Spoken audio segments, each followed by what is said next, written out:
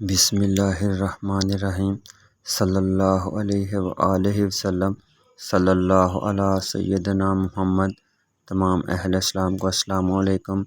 میرے پیارے عزیزوں اور تمام مسلمان بہن اور بھائیوں، درود پاک جتنا مرضی پڑھیں، اللہ تعالیٰ کو قطعی اور قبول ہے۔ ہر لمحہ درود پاک پڑھیں۔ جیسے ہی آپ درود پاک پڑھتے ہیں، اللہ رب العزت اس درود پاک کو اسی وقت قبول فرما لیتا ہے۔ میرے عزیزوں، درود پاک پڑھنے کی کوئی قید نہیں، جتنا چاہیں جب چاہیں اپنی مرضی سے پڑھ سکتے ہیں، مگر نبی رحمت صلی اللہ علیہ وآلہ وسلم کی مختلف احادیث میں درود پاک پڑھنے کی مختلف فضیلتیں بیان کی گئی ہیں۔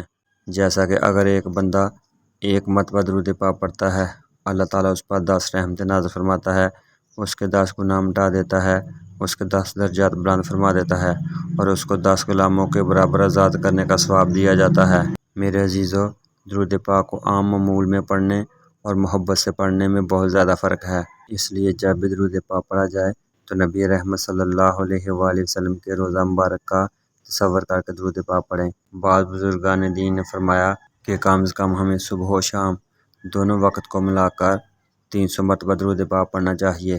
جیسا کہ ایک بزرگان دین میں سے ایک بزرگ حضرت مولانا رشید احمد گنگوہی وہ بیان کرتے ہیں کہ وہ اپنے متوسلین کو تلقین کیا کرتے تھے کہ کم از کم دن میں 300 مرتبہ درود شریف پڑھا کرو، اور اللہ تعالیٰ اس کی وجہ سے کثرت سے درود پاک پڑھنے والوں میں تمہارا شمار فرما دے گا، ورنہ کم از کم 100 مرتبہ تو ضرور پڑھ لیا کرو۔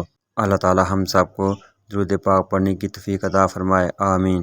میرے عزیزوں، جس قدر جتنا زیادہ درود پاک پڑھا جائے گا، اس قدر اتنی ہی زیادہ اللہ تعالیٰ کی رحمتیں اور برکتیں نازل ہوں گی۔ میرے عزیزوں، درود پاک پڑھنے کا نہ صرف خود کو فائدہ ہوتا ہے، اپنی اولاد کو، آنے والی نسلوں کو، ہمارے والدین کو، ہمارے پڑوسیوں کو، ہمارے محلہ داروں کو، سب کو اللہ تعالیٰ کی طرف سے فائدہ ملتا ہے۔ اللہ تعالیٰ کی رحمت اور برکتیں ان پر بھی نازل ہوتی ہیں۔ میرے عزیزوں، یہ وہ ذکر ہے جو ہمیں نہ صرف دنیا میں کامیابی عطا کرتا ہے، بلکہ ہماری آخرت کی کامیابی کی کنجی بھی اسی میں ہے۔ میرے عزیزوں، اس ذکر کو تھام لیں، نہ صرف خود پڑھیں بلکہ اپنے آنے والی نسلوں کو بھی اس پر لگا دیں۔ اللہ تعالیٰ ہم سب کو اس عظیم ذکر سے جوڑے، کیونکہ یہ اللہ تعالیٰ اور اس کے فرشتوں کی سنت ہے۔ اللہ تعالیٰ ہمیں اس کے ساتھ جوڑے رکھے اور ہماری دنیا اور آخرت سنوار دے۔